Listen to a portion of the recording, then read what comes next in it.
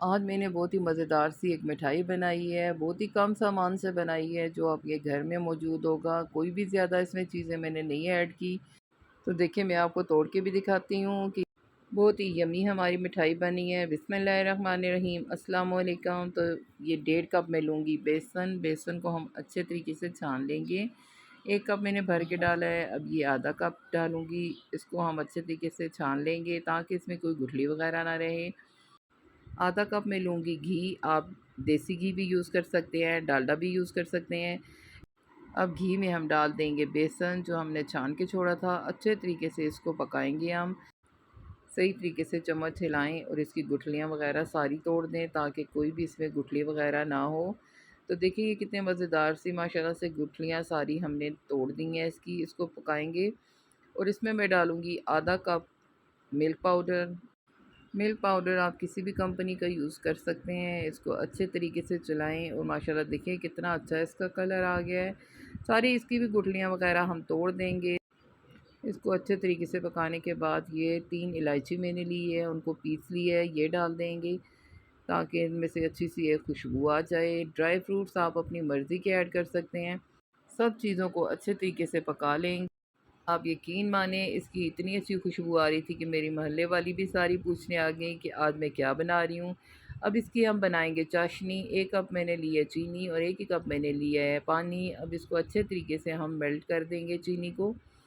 बस चीनी को हमने अच्छे तरीके से मेल्ट करना है। कोई भी 1 या 2 तार वाली कोई भी चाशनी आपने नहीं बनानी, ये आप चेक कर सकते हैं। बस ये अच्छे तरीके से मेल्ट हो गई है। अब थोड़ा-सा फूड कलर ऐड कर देंगे।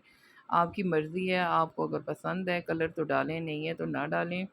अब ये देखिए हमारा बेसन वाला बैटर भी माशाल्लाह से कितना अच्छा हो गया है। अब थोड़ा-थोड़ा सा करके मैं इसमें ये जो हमने चाशनी बनाई है ये सारी डालते जाएँगे और इसको पकाते जाएँगे। सारी चाशनी अब मैं डाल दूँगी। तो देखें जी हमारा मज़ेदार सा हलवा चंद ही सेकंड में ये बन के तैयार हो जाएगा।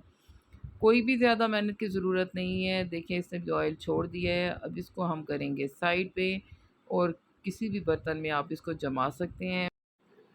मैंने ये केक टिन लिया है, इसमें मैंने बटर पेपर लगा दिया है और इसे थोड़ा-सा ग्रीस भी कर दिया है। अब सारा बैटर इसमें डाल देंगे, डाल के इसको अच्छे तरीके से सारी जगहों पे फैला देंगे। ऊपर से इसको गार्निश करेंगे थोड़े से ड्राई फ्रूट के साथ। आप अपनी मर्ज़ी के ऐड करें ड्राई फ्रूट्स। अब इसको ठंडा कर लेंगे तकरीबन 1 घंटे के लिए।